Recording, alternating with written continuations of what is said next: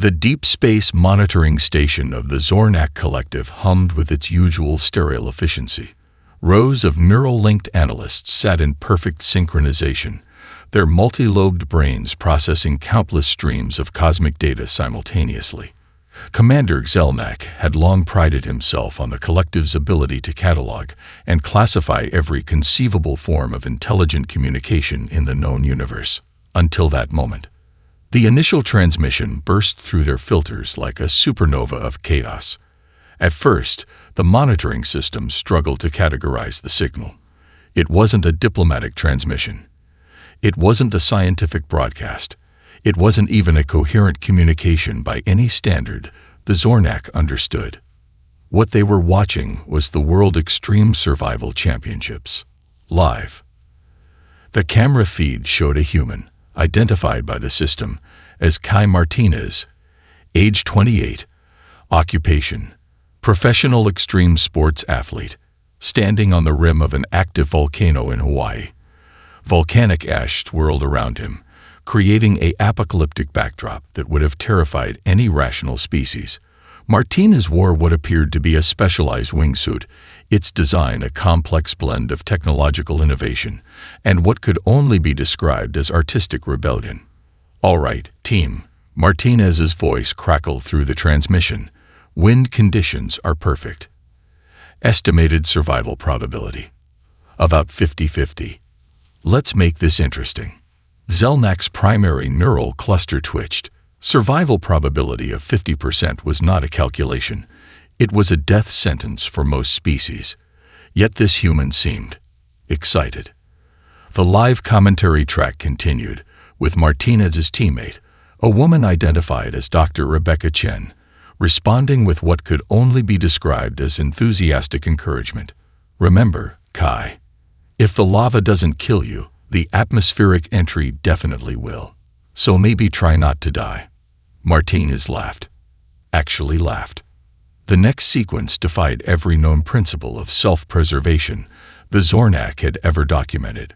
Martinez jumped, not away from the volcano, not to safety, but directly into the most dangerous possible trajectory, a near-vertical dive that would take him centimeters from the molten lava, using thermal updrafts to propel his wingsuit into a series of impossible maneuvers. "This is why we don't do rehearsals," Martinez shouted, his voice a mixture of pure terror and uncontrollable joy. In the monitoring station, junior analyst Vrintok's sensory tendrils began to vibrate, the Zornak equivalent of a panic attack. "Commander," he stammered, "I cannot compute the psychological state of this human. He is experiencing maximum threat levels and appears to be enjoying it." Zelnak said nothing, mandibles clicking in a mixture of fascination and horror. The transmission continued. Multiple camera angles captured Martinez's impossible flight. Thermal sensors showed him navigating temperature gradients that would have instantly vaporized any known protective suit. Atmospheric tracking revealed split-second corrections that suggested reflexes beyond any known technological enhancement. But it was the human's reaction that truly broke the Zornak's understanding of intelligent life. As Martinez completed his volcanic dive, a maneuver that by all rational calculations should have resulted in instant death, he activated a personal communication device. "Hey team," he said, voice slightly out of breath. "Anyone want to top this for tomorrow's stream?" His teammates erupted in laughter. The transmission continued, revealing more of these incomprehensible humans. Another segment showed a group climbing a near-vertical ice wall in Antarctica, telling jokes that seemed designed to increase their already astronomical risk levels. A third sequence featured underwater cave exploration, where the primary communication seemed to be a constant stream of what humans called trash talk. Vrintok's analysis systems began to overheat. "Commander," he said again, "I believe these humans are either the most advanced species we've ever encountered or completely insane." Zelnak's response came slowly, each word measured. "Those," he said, "might be the same thing." What the Zornak didn't realize in that moment was that they had just witnessed humanity's first true transmission to the galactic community. Not a carefully crafted diplomatic message, not a scientific breakthrough, but a raw, unfiltered display of a species that saw the universe not as a realm to be feared, but as the ultimate playground. First contact had begun, and nothing would ever be the same again. The United Nations Extraterrestrial Reception Hall was a marvel of architectural and diplomatic engineering. Located in Geneva, Switzerland, it had been designed with meticulous care to represent humanity's best face to potential alien visitors. Massive windows of adaptive smart glass could shift from transparent to opaque, creating an environment that could be simultaneously open and protective. Dr. Elena Rodriguez stood at the center of the hall, a study in controlled chaos. Her quantum physics doctorate was matched only by her reputation for solving impossible problems. The complex mathematical equation tattooed on her forearm, visible just beneath the sleeve of her tailored UN diplomatic uniform, was no mere decoration. It was a personal reminder of the universe's fundamental unpredictability.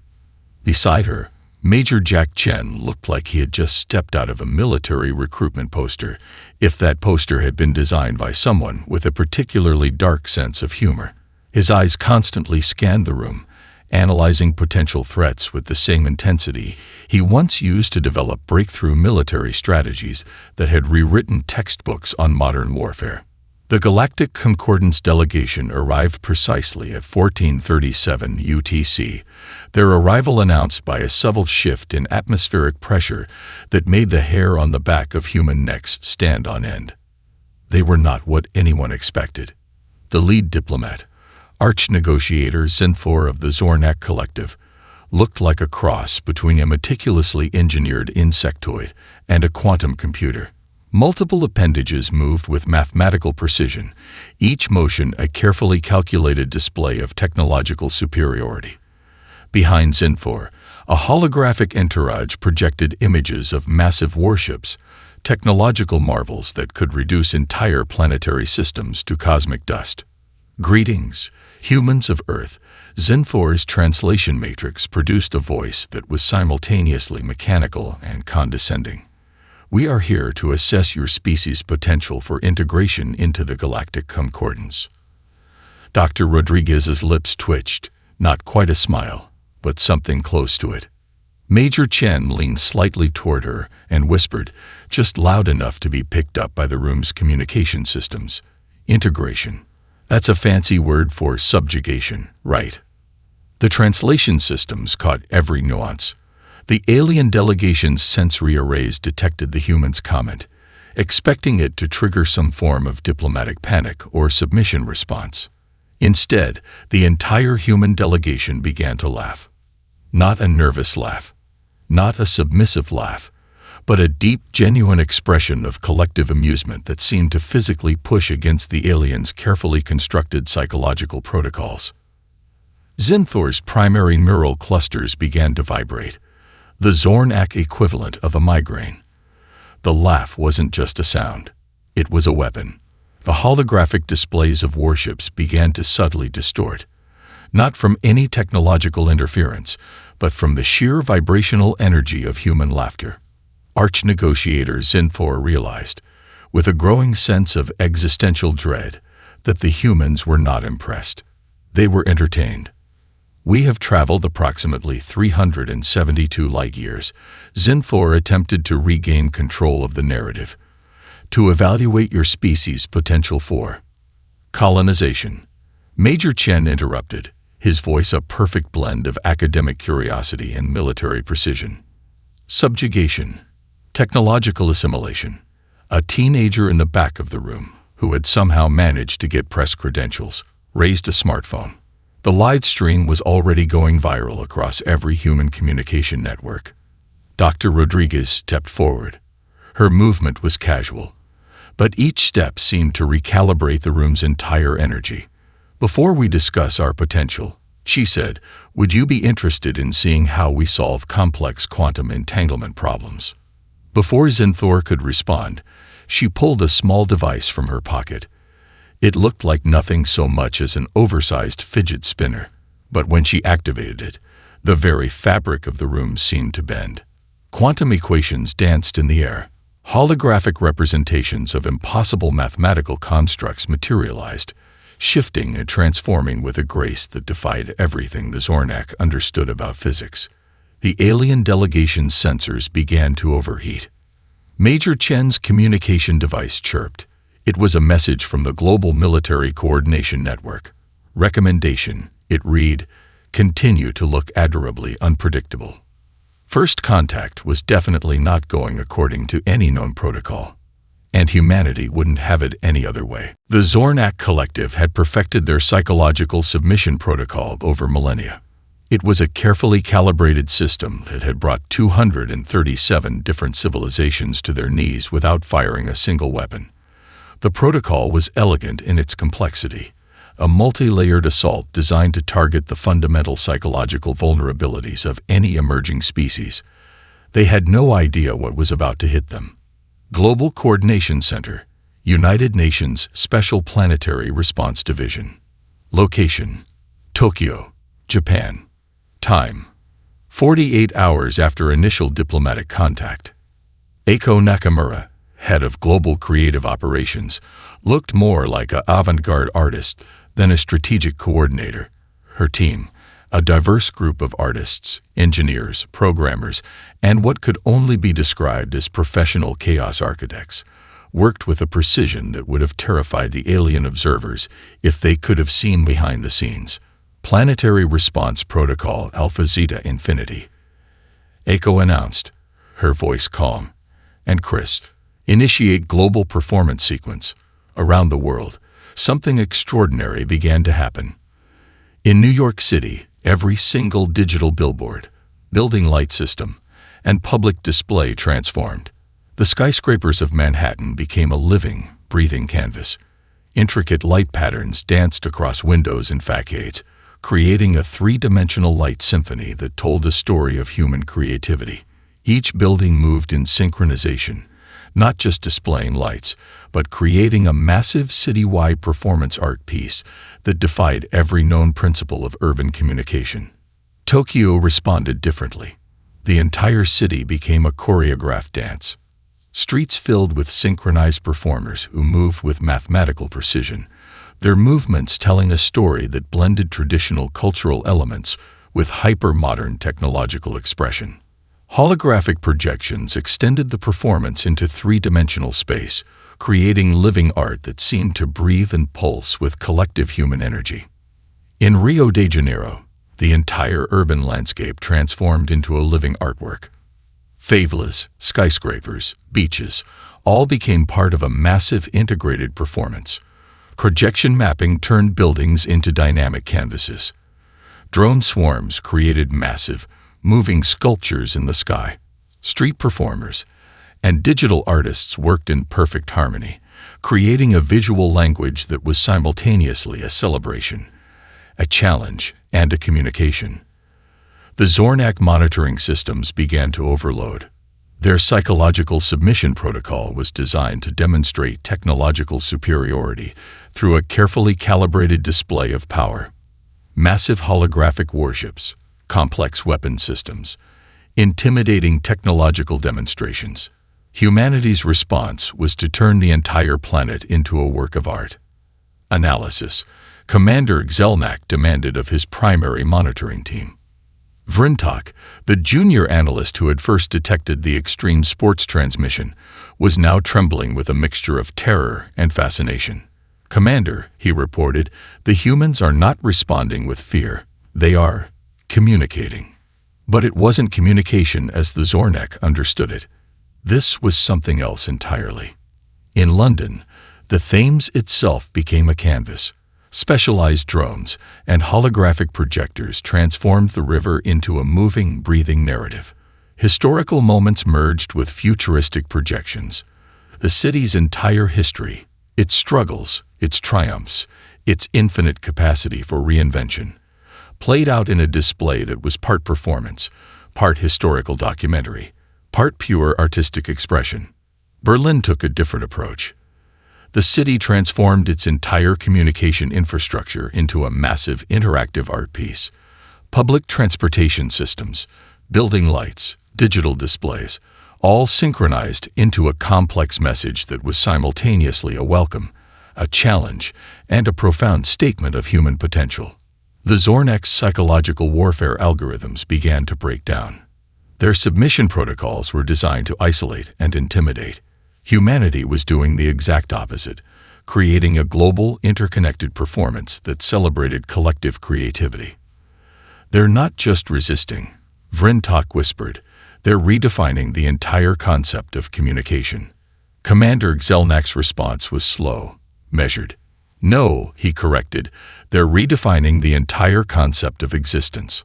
As the global performance reached its crescendo, a single message became clear, not through words, but through a planetary display of creativity that defied every known principle of interspecies communication. Humanity would not be controlled. Humanity would be celebrated.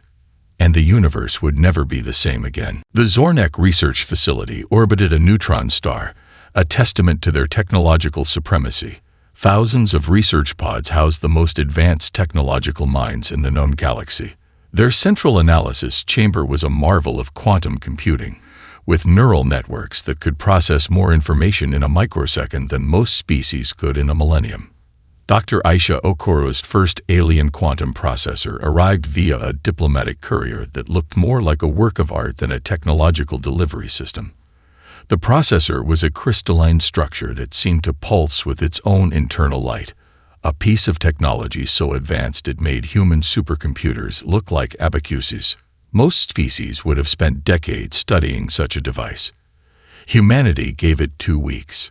In her lab at the Global Technological Integration Center in Lagos, Nigeria, Okoro worked with a team that defied every conventional understanding of technological research. Her lead engineer, Marcus Wong, had a reputation for solving impossible problems before lunch.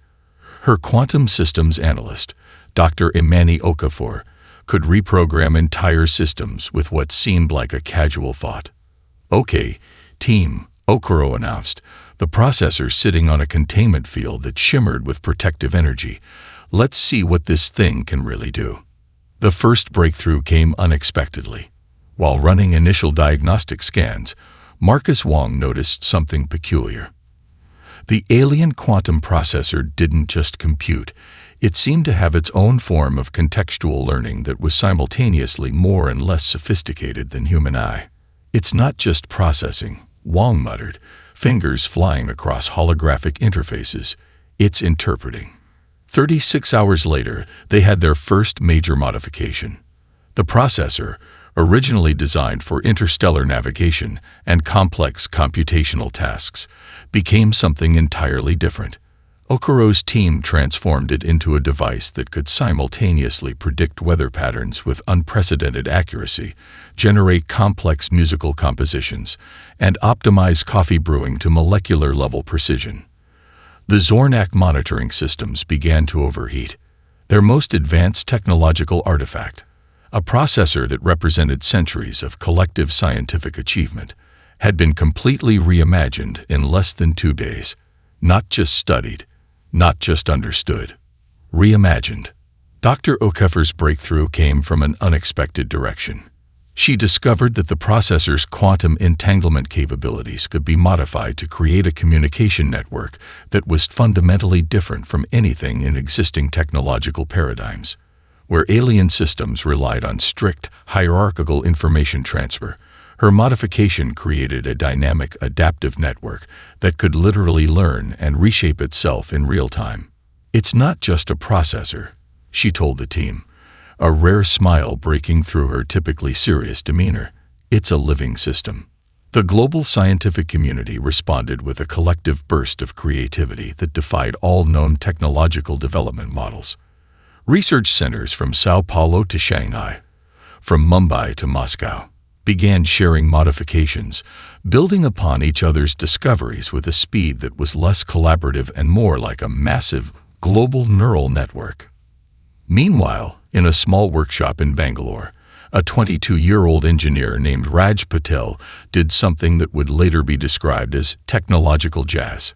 He took the quantum processor and integrated it with an old coffee machine, creating a device that could not only brew the perfect cup of coffee, but could learn and adapt to individual preferences at a molecular level. The Zornak Research Facility's primary monitoring system experienced what could only be described as the technological equivalent of a panic attack.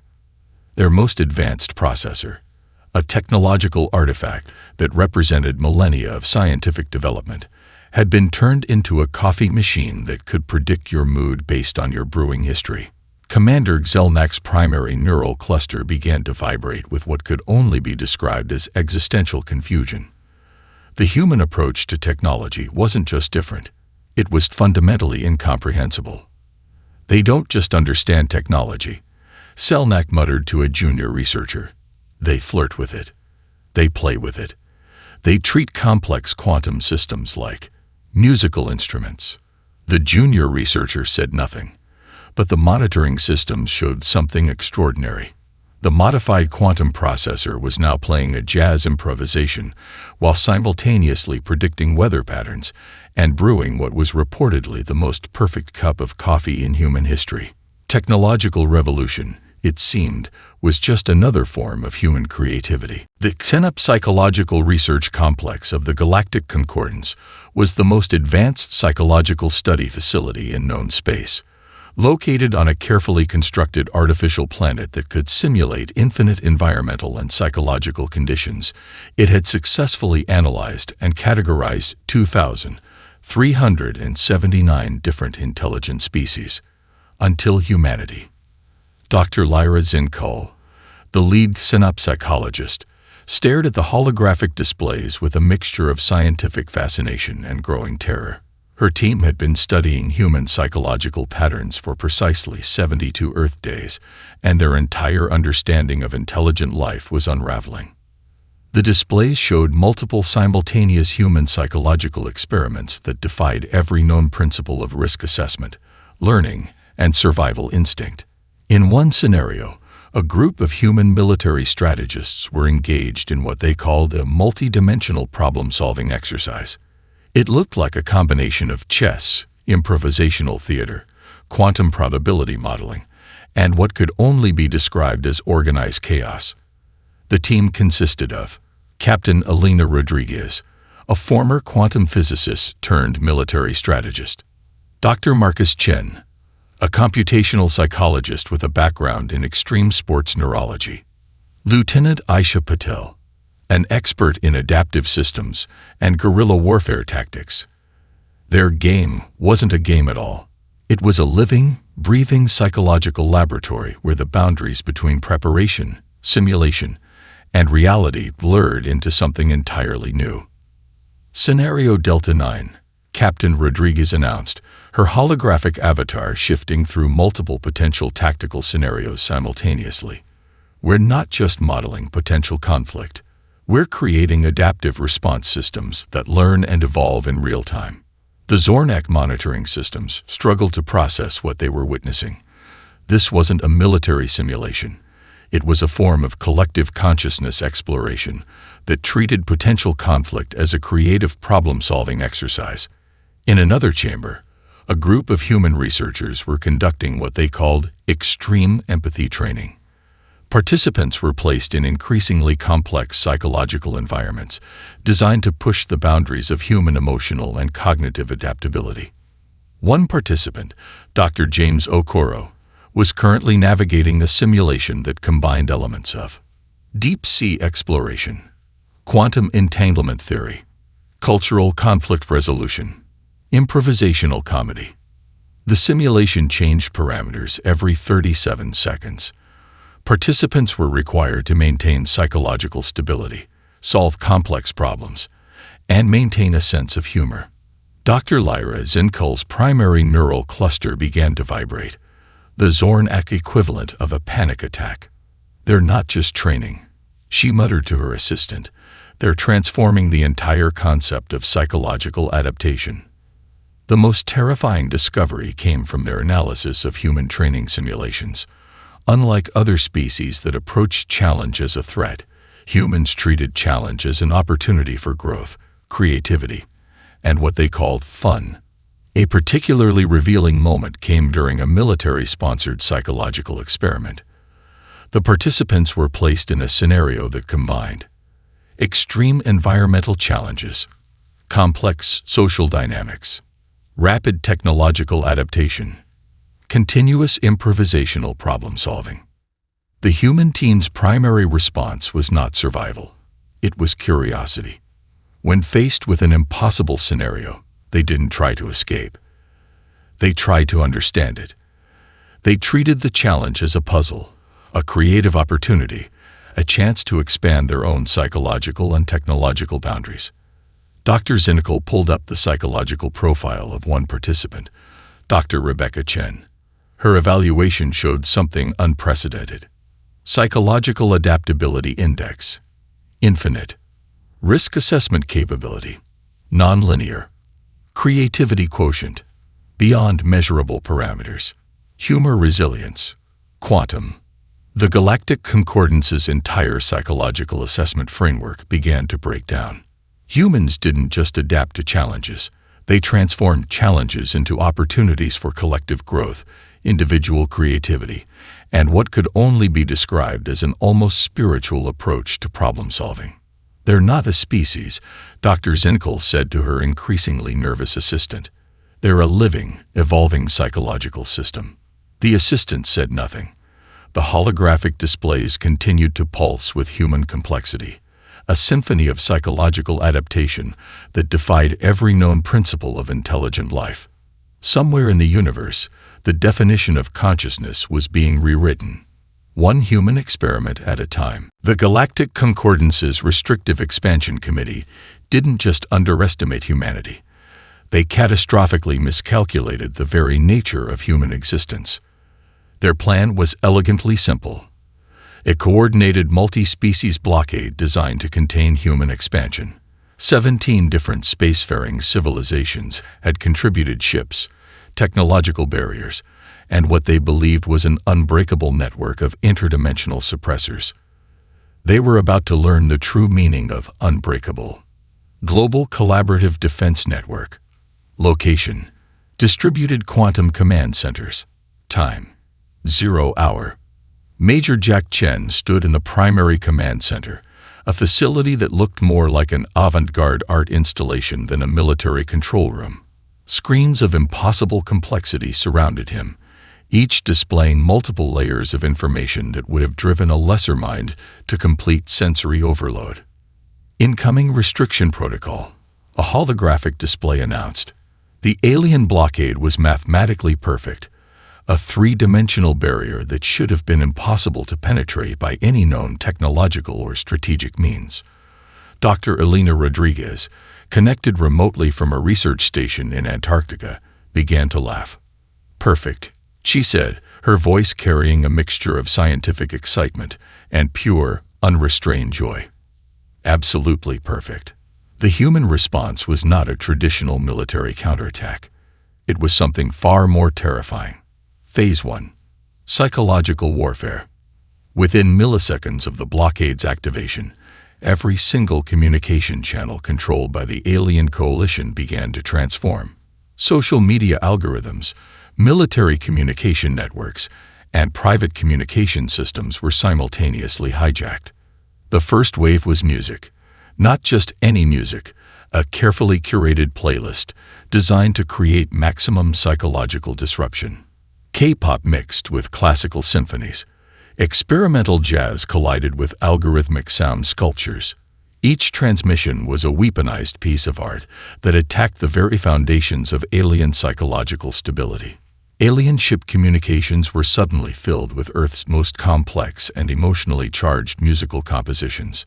Entire communication networks began to vibrate with frequencies that defied standard computational models. Phase 2. Technological subversion. While the music played, human hackers, a global network of programmers, artists, and what could only be described as digital shamans, began their real work. The blockade's interdimensional suppressors were mathematically perfect, so the humans didn't try to break them. They reimagined them. Marcus Wong, leading a team of distributed hackers, began introducing quantum-level mutations into the alien technology. Not attacks. Transformations. Each line of code was a living, breathing entity that learned and adapted in real time. Alien ships found their most advanced systems gradually converting into something entirely new. Navigation computers began generating abstract art. Weapon systems started composing poetry. Communication arrays transformed into collaborative musical instruments. Phase 3. The unexpected defense. Military strategists around the world had prepared for this moment for years. But their preparation was nothing like traditional defense. Special forces teams were deployed, not with weapons, but with the most dangerous thing humanity could produce: creativity. In orbit, a group of artists, programmers, and ex-military personnel began a performance that was simultaneously a military operation, an art installation, and a philosophical statement. Holographic projections turned the entire battlefield into a living, breathing canvas. Alien ships found themselves surrounded by massive, transforming art pieces that responded to their every movement. Each projection was a quantum-encrypted message, a work of art, and a tactical communication system. Lieutenant Aisha Patel, coordinating from a mobile command center in the Andes, watched the global response with a sense of artistic satisfaction. "We're not defending," she said to her team. "We're redefining the entire concept of conflict." The alien blockade began to break down, not through force, but through a complete reimagining of technological and psychological possibility. Commander Exelnak of the Zornak Collective watched in horrified fascination as human forces did something no species had ever done before. They turned a military blockade into a collaborative, planet-wide performance art piece that was simultaneously a defense mechanism, a communication attempt, and a profound philosophical statement. Somewhere, the definition of warfare was being completely rewritten. Humanity wasn't fighting the blockade. They were playing with it. The Galactic Summit was not a conference. It was a moment of cosmic transformation. Held in a massive extra-dimensional conference space that existed simultaneously in multiple realities, the summit brought together representatives from 3,742 known intelligent civilizations. The central chamber was designed to be neutral, a mathematically perfect environment that had previously intimidated every emerging species into submission. Dr. Elena Rodriguez was about to change everything.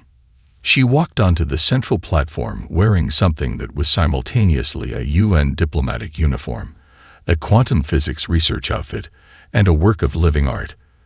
The tattoo of the complex mathematical equation on her forearm seemed to pulse with its own internal light. Behind her stood a team that defied every conventional understanding of expertise: scientists, artists, military strategists, musicians, and what could only be described as professional problem solvers. The representatives of the Galactic Concordance had prepared for every possible scenario, except this one. Dr. Rodriguez began her presentation not with words, but with movement. The entire conference space transformed. What had been a sterile diplomatic environment became a living, breathing demonstration of human potential. Holographic projections began to dance, not just display information, but tell a story. Quantum entanglement principles merged with interpretive dance. Mathematical proofs became living sculptures. Scientific data transformed into musical compositions. Intelligence, Dr. Rodriguez announced, her voice carrying across multiple dimensional frequencies, is not a fixed state. It's a process of continuous adaptation, creativity, and unexpected connection. She demonstrated this principle through a performance that was simultaneously a scientific lecture, an art installation, and a philosophical treatise. One moment, she was explaining quantum mechanics through a ballet-like movement that made the fundamental principles of particle interaction visible. The next, she was showing how human emergency medical techniques could be applied to interstellar conflict resolution, using a live demonstration that was part medical procedure, part performance art. The alien representatives began to experience what could only be described as a collective existential crisis. Dr. Marcus Chen, standing to her side, began to overlay the presentation with real-time data. Computational models showed how human approaches to problem-solving defied every known scientific paradigm. Where other species saw boundaries, humans saw opportunities. Where others saw limitations, humans saw challenges to be reimagined. A holographic display showed human technological and cultural evolution. But it wasn't a linear progression. It was a chaotic, beautiful dance of innovation. Each breakthrough was shown not as a singular achievement, but as part of a collective improvisational journey. The Zornak representative, Commander Exelnak, found their primary neural clusters experiencing what could only be described as an emotional breakdown. This wasn't a presentation. This was a fundamental reimagining of intelligence itself. Lieutenant Aisha Patel took the stage next, demonstrating how human military strategy had evolved beyond conflict into a form of collaborative problem-solving. She showed scenarios where potential conflicts were transformed into opportunities for mutual growth, cultural exchange, and collective creativity. "We don't conquer," Patel explained, her demonstration shifting between tactical simulations and collaborative art installations. "We collaborate. We transform. We grow." The summit's communication systems began to break down, not from technical failure, but from the sheer complexity of the human presentation. Multiple alien species found their translation matrices unable to process the multidimensional nature of human communication. Dr. Rodriguez's final demonstration was the most profound.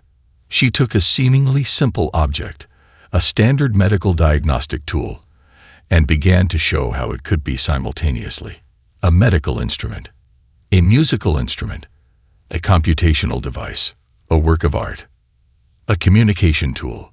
With each transformation, the object told a story, not just of human technological capability, but of human potential for continuous reimagination. The Galactic Summit went silent. Commander Exelnak's final report would later be classified as a philosophical text rather than a diplomatic document. Its primary conclusion was simple. Humanity was not just a species to be studied. Humanity was a living, evolving concept of potential itself. The universe would never be the same again. 5 years after the Galactic Summit, the universe had become unrecognizable. The Interdimensional University of Adaptive Intelligence stood as a testament to humanity's transformative impact. Located in a space that existed simultaneously on Earth, in orbit, and across multiple quantum realities, it was more than an academic institution. It was a living demonstration of how intelligence could be reimagined. Dr. Elena Rodriguez, now the lead director, watched as students from 412 different alien species worked on a collaborative project that defied every previous understanding of academic research. The current assignment: solve an impossible problem while maintaining a sense of wonder. Students from the methane-breathing Voxnar civilization worked alongside silicon-based life forms from the crystalline networks. Telepathic species collaborated with purely computational intelligences, and at the center of it all, human students who seemed to serve as catalysts, not leaders, but provocateurs of possibility. The Galactic Concordance had undergone a complete transformation. What was once a hierarchical system of technological and cultural control had become a dynamic, collaborative network.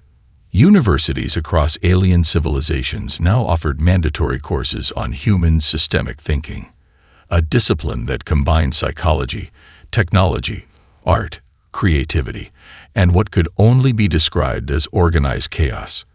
Commander Exelnak of the Zornak Collective, now a senior advisor to the Galactic Collaborative Research Initiative, reflected on the changes. The neural implants that once represented pure computational power now pulsed with something closer to what humans might call imagination. "We didn't just encounter a new species," Exelnak would often tell junior researchers. "We encountered a new way of existing." The changes were profound and everywhere. Technological development had become a form of collaborative art. Where previous civilizations saw innovation as a linear process, the new galactic approach treated technology as a living, breathing entity. Research centers looked more like creative studios, Scientific breakthroughs were celebrated with performances that were part concert, part philosophical debate, part mathematical proof. On Earth, the Global Collaborative Response Center had become the most important diplomatic facility in known space. It was less a government building and more a continuous, adaptive performance space. Military strategists worked alongside artists. Quantum physicists collaborated with improvisational theater groups. Every challenge was approached as an opportunity for collective creativity. Lieutenant Aisha Patel, now leading the Adaptive Systems Research Division, had transformed military strategy into something that was simultaneously a form of conflict prevention and collective problem-solving. Training simulations were now immersive experiences that challenged participants to find solutions that went beyond traditional conflict resolution. The most radical transformation happened in communication itself. Languages evolved into living, adaptive systems. Translation was no longer about converting words, but about understanding context, emotion, and potential.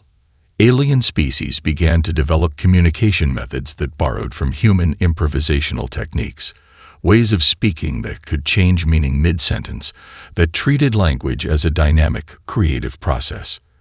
Dr. Marcus Chen's breakthrough in quantum communication had made instantaneous, multidimensional communication possible. But it wasn't just about speed. It was about creating connections that went beyond traditional information transfer. In the research laboratories, young scientists from across the galaxy were solving problems that previous generations would have considered impossible, not through pure computational power, but through a combination of rigorous scientific method and unbridled creativity. A typical research team might include a human quantum physicist, a methane-breathing artistic philosopher from the Voxnar civilization, a computational entity from the crystalline networks, a telepathic researcher from the empathic collective. Their approach: treat every scientific challenge as a collaborative art project. Commander Xelnak's final report to the Galactic Collaborative Research Initiative captured the essence of the transformation. Humanity did not conquer the galaxy. They reimagined it. They showed us that intelligence is not about control. It's about continuous transformation. It's about maintaining a sense of wonder. It's about seeing every challenge as an opportunity for growth, creativity, and unexpected connection. As the universe continued to expand, one thing became clear. The most dangerous and beautiful force in existence was not technology. It was potential. And humanity had shown everyone how to unlock it.